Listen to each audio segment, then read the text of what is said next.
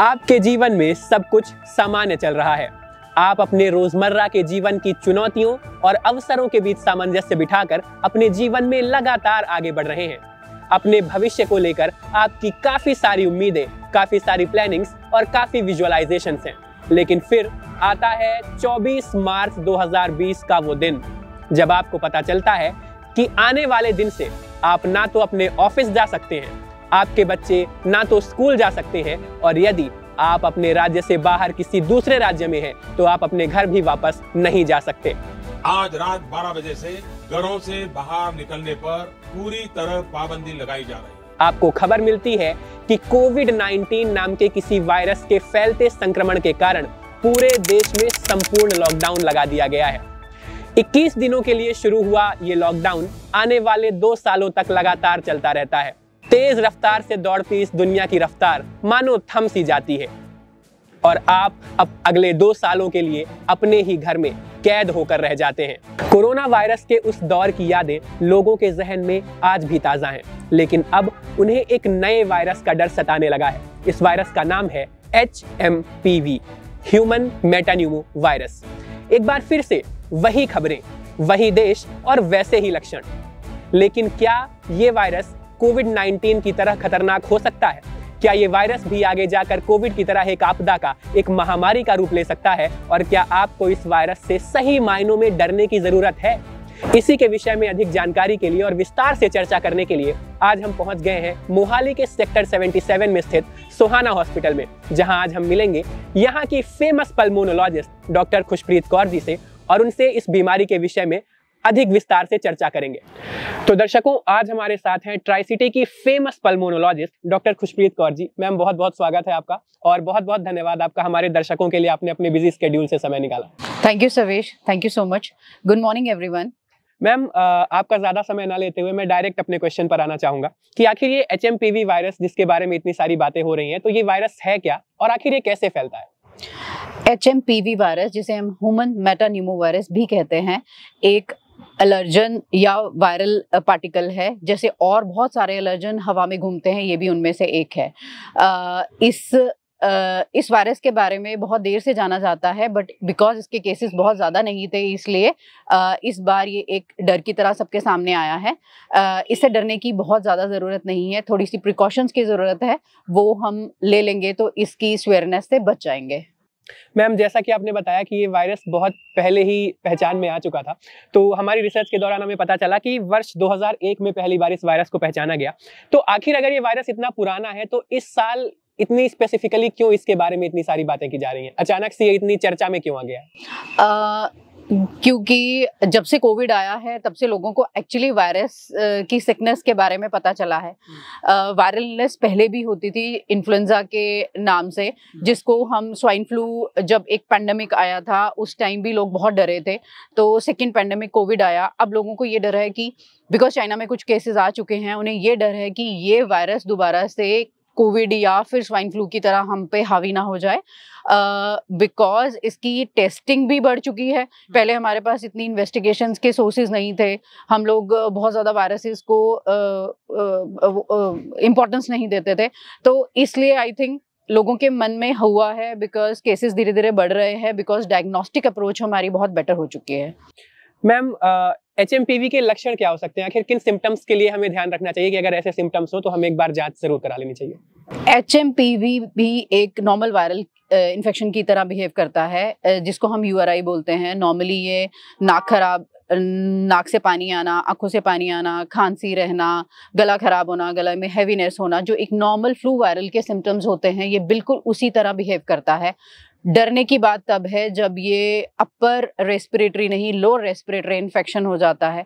तो कुछ set of populations होंगी जिसको इस चीज़ से डरना पड़ेगा, इस वायरस से डरना पड़ेगा, जब सिम्टम्स वेयर हो जाएंगे, जैसे खांसी बलगम में बदल जाए, छाती में दर्द होने लगे, सांस की गति बढ़ने लगे।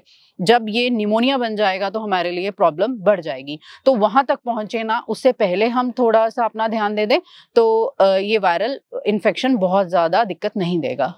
मैम, जैसा कि आपने बताया कि इससे डरने की जरूरत नहीं है, लेकिन कुछ पॉपुलेशन का एक ऐसा पार्ट है जिसे ज्यादा सावधान रहना चाहिए।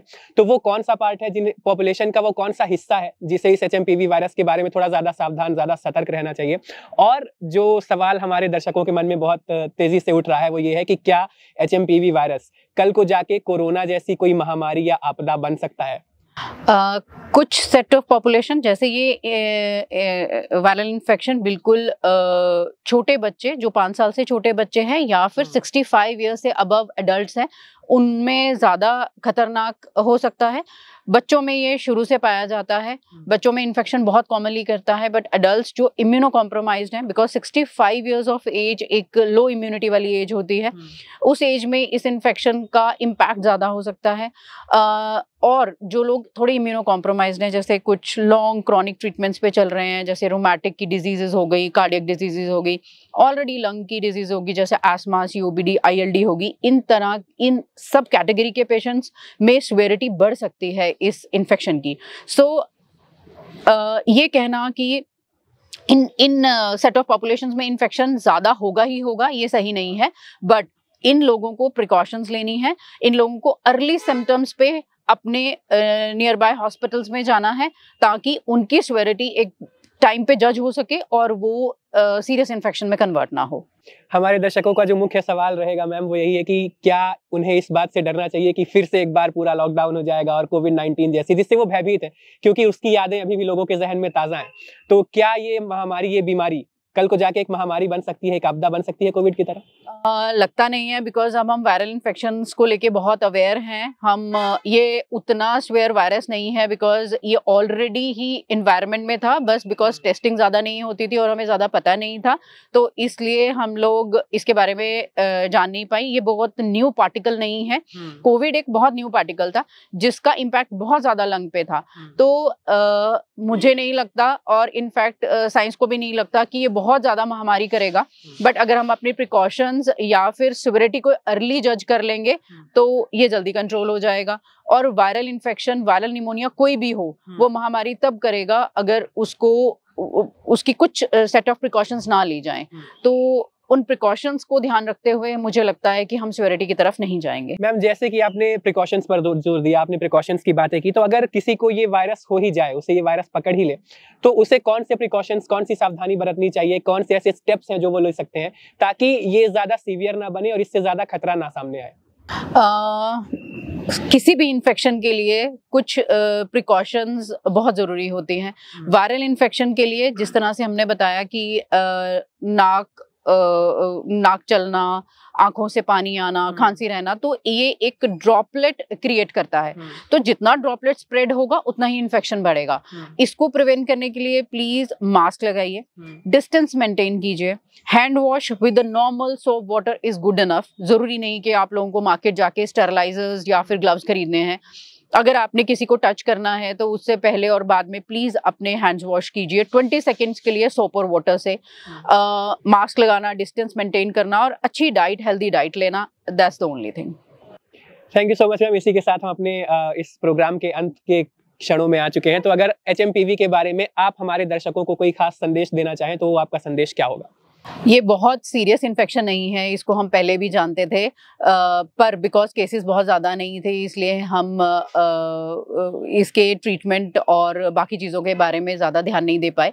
ये प्रिवेंट हो सकता है। अपने आप को इस इन्फेक्शन से प्रिवेंट कीजिए, थोड़ा डिस्टेंस मेंटेन कीजिए, हेल्थ अपनी अच्छी रखिए, प्लीज़ स्मोकिंग ना कीजिए और हेल्दी डाइट और एक्सरसाइज की तरफ ध्यान दीजिए। और अगर कुछ सिम्टम्स इम्यूनो कॉम्प्रोमाइज्ड हैं और कुछ सिम्टम्स आ रहे हैं आपको वायरल इन्फेक्शंस के, तो प्लीज़ अपने नियर बाय हॉस्पिटल जाइए, अपने फिजिशियन से मिलिए और ट्रीट कीजिए। यहाँ सुहाना में हर तरह की फैसिलिटी, टेस्टिंग से लेके डायग्नोसिस से लेके ट्रीटमेंट की अवेलेबल है। आप कभी भी आके अपना ट्रीटमेंट करा सकते हैं। Thank you. तो एक बार फिर से आपका बहुत बहुत धन्यवाद मैम, आपने हमारे लिए समय निकाला। Thank you so much. तो दर्शकों, उम्मीद है आपको हमारे इस खास प्रोग्राम से इस HMPV वायरस के विषय में काफी कुछ सीखने को मिला होगा। जैसा कि डॉक्टर मैम ने बताया, जरूरत डरने की नहीं है, जरूरत है खास सावधानियां बरतने की और वो सभी प्रिकॉशंस लेने की जिससे आप और आपके अपने इस वायरस से सेफ रह सकें। अपना ध्यान रखें, अपने आसपास के लोगों का ध्यान रखें और हम जल्द ही आपसे मिलेंगे एक नए खास प्रोग्राम के साथ। तब तक के लिए बहुत बहुत धन्यवाद।